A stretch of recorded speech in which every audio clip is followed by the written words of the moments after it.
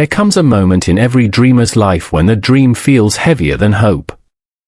You wake up tired, not because you didn't sleep, but because your heart has been carrying disappointment for too long. You remember when the dream was fresh, when your eyes lit up just talking about it.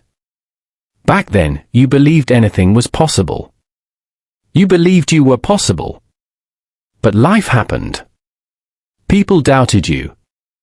Opportunities didn't come. Doors closed without explanation. And slowly, silently, the dream that once excited you began to feel like a burden. You start asking yourself painful questions. Am I wasting my time? Maybe this dream wasn't meant for me. Maybe I should just settle. And the world doesn't help. The world praises comfort, not courage. The world celebrates people who arrive, but it forgets those still on the journey. So you suffer quietly, wondering why you're still struggling while others seem to move ahead. But listen carefully. The fact that you are tired does not mean you are finished. The fact that it's hard does not mean it's wrong. Every great dream comes with a season where quitting feels reasonable. That season is not there to stop you. It's there to test how deeply you believe in what you saw. Before the breakthrough, there is always pressure. Before the rise, there is always weight. And if you're feeling that weight right now, it's not proof that your dream is dying. It may be proof that it's closer than you think. Nobody talks about the middle. They talk about the beginning, when everything feels exciting. And they talk about the end, when success finally shows. But the middle? That's where most people quit. The middle is lonely. That's where support fades. That's where applause stops. That's where you're working harder than ever, yet nothing seems to change. No recognition. No results.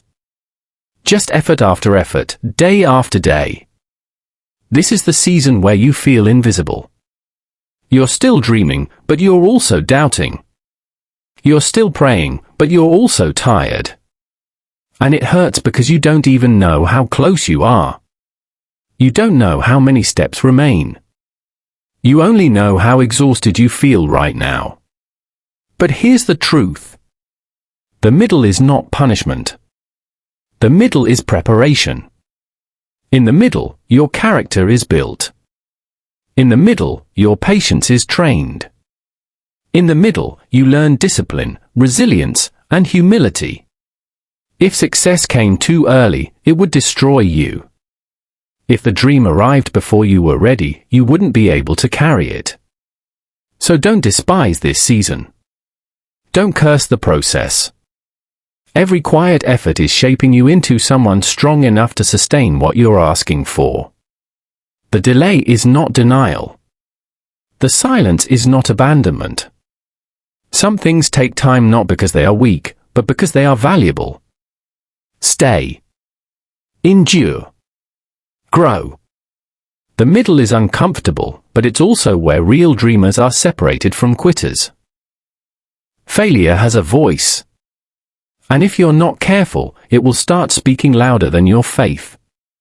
It whispers lies like, "You tried and it didn't work. You're not good enough. Others are better than you." And the more times you fall, the more convincing those lies become. You begin to measure your worth by your results.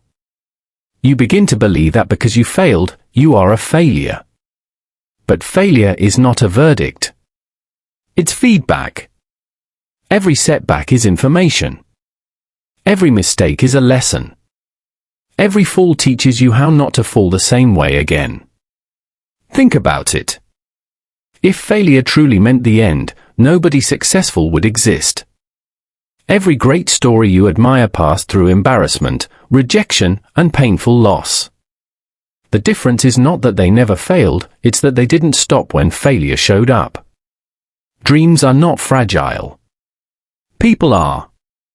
And the reason dreams survive failure is because they were never built on perfection. They were built on persistence.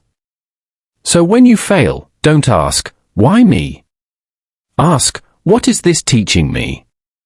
Failure is not trying to destroy your dream. It's trying to refine it. Stand up again. Adjust your approach. And keep moving forward. Because the only failure that truly ends a dream is quitting.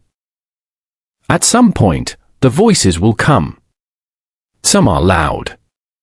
Some are subtle. Some sound like concern. Others sound like wisdom. Be realistic. Get a stable life. Dreams don't pay bills. And the hardest part? These voices often come from people you love. They may not mean to hurt you. They may even want to protect you. But they don't see what you saw. They don't feel what you feel.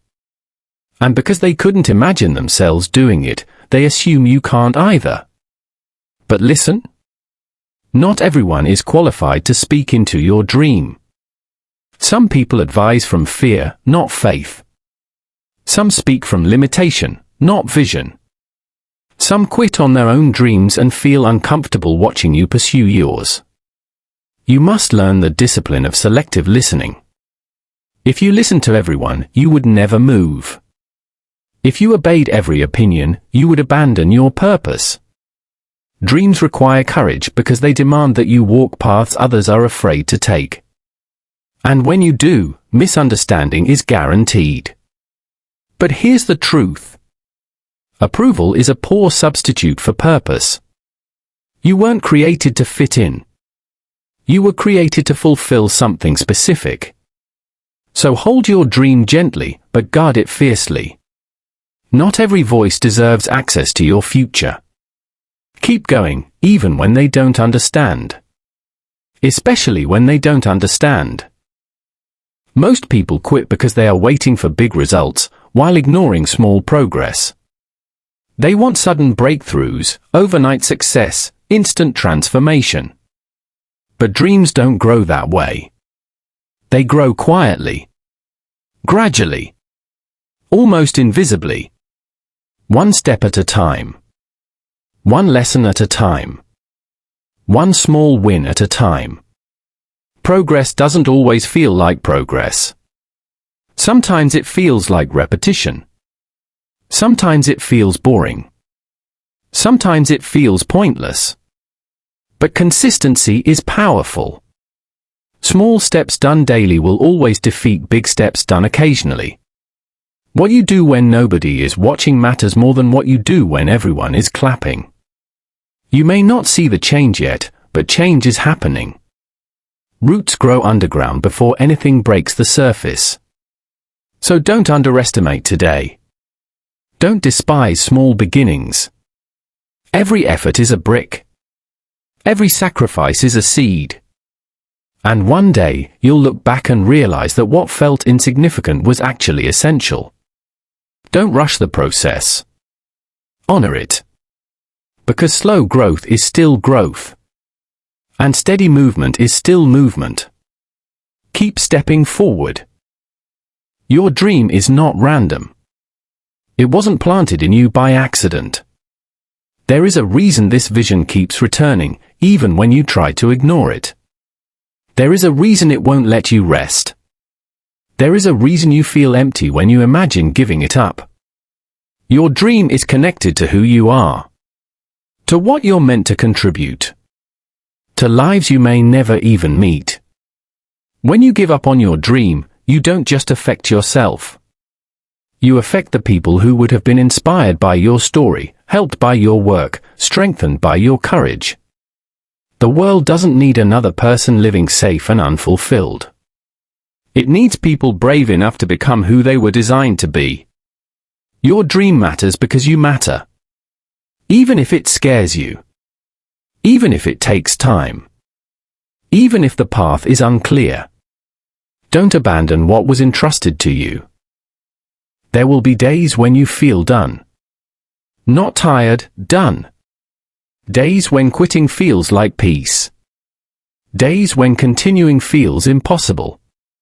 In those moments, don't make permanent decisions based on temporary emotions. Rest if you must. Pause if you need to. But don't quit. You are allowed to be human. You are allowed to feel overwhelmed. Strength is not pretending it doesn't hurt, strength is continuing despite the pain. Sometimes the only victory is surviving the day without giving up. And that is enough. Hold on. One day, you'll thank yourself for not quitting. For holding on when it was hard. For believing when it didn't make sense. And when that day comes, your story will remind someone else not to give up. So keep going. Your dream is still alive. And so are you.